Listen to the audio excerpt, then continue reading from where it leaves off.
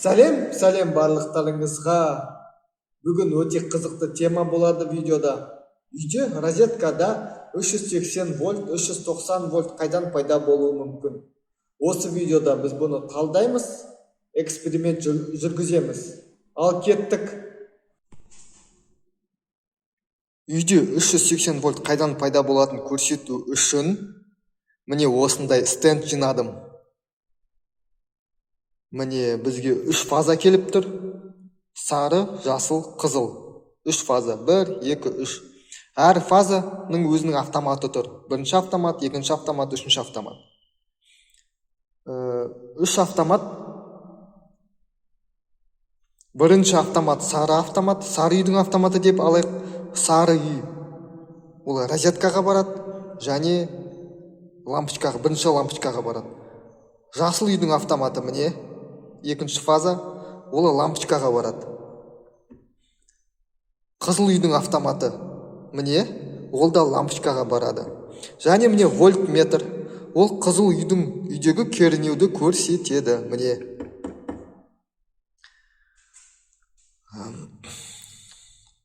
Қалыпты режимда қас қосамыз. Қалыпты режимда әр үйге 220 вольт кіріп тұрады. Міне 220 вольт. Вольтметр көрсетіп тұрғандай. Әр үйдікін көрсетем қазір. Мынау қызыл үйдікін көрсетсе, мынау вольтметр. Міне жасыл үйдікін қазір цешкамен өлшеп көрсетем. Міне жасыл үйдегі кернеу 228 вольт. Сары үйдегі кернеу 226 вольт. Бұл нормальный режим. Енді белгілі бір себептерден, мысалы далада қатты жел тұрды. Соның кесірінен даладан келе жатқан сымның общий нолі, міне общий ноль сым, міне общий ноль сымы үзіліп қалды делік. Үзіліп қалды. Міне үзіліп қалды, общий ноль үзіліп қалды. Бұндай жағдайда басында не болады? Адамдар білмейді үйлерінде кернеу жоқ екен. Себебі жүктеме бірдей болған кезде, яғни жүктеме мына 3 лампочканың қуаттылығы бірдей, кернеу қатты өзгермейді, симметриялы болады. Міне, яғни қарап отырсаңыздар, кернеу өзгерген жоқ. 210 вольт болып тұр. Әр үйдікі де солай. Мысалы, фаза жасыл үйдің кернеуі 208 вольт. Қызыл үйдікі 253 вольт. Бұл енді қондырғылардың жұмыс істеу диапазонына кіреді 253 вольт, бірақ бұл үлкен кернеу болып саналады бәрібірде. Бірақ бұндай кернеуде қондырғылар жанып кетпеуі тиіс. Сосын белгілі бір себептерден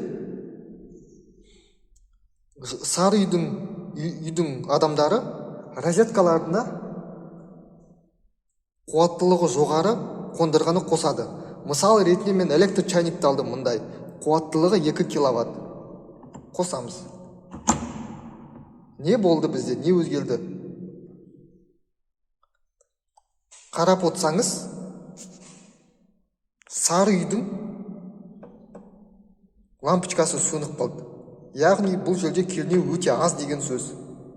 Сары үйдің розеткасына қосқасын, оның лампочкасы сөніп қалды.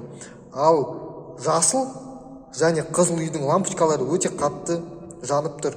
Ол үйдегі кернеу, міне қарап отырсаңыз, 400 вольтқа жақындап қалды. Егер қызыл үйдің лампочканың орнына қызыл үйде розеткада телевизор қосылып тұрса, не холодильник қосылып тұрса, олар істен шығар еді. Себебі олар 400 вольтқа жұмыс істеуге арналмаған. Олар жанып кетер еді. Қазір мен сіздерге әр үйдің кернеуін өлшеп көрсетемін. Мысалы, жасыл үйдегі кернеу қандай болып тұр қазіргі жағдайда? Жасыл үйдегі кернеу 394 вольт. осы үйдегі кернеу 394 вольт. Мынау лампочка, жасыл үйдегі кернеудің орнына розеткасында тағы сондай зарядка қосылып тұрса істен шығар еді. Себебі ондай қондырғылар 400 вольтқа жұмыс жасамайды. Ал сары үйдегі кернеу өте төмен.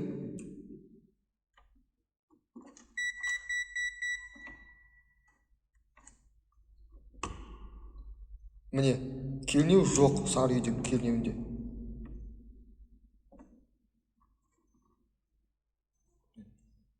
Кернеу жоқ.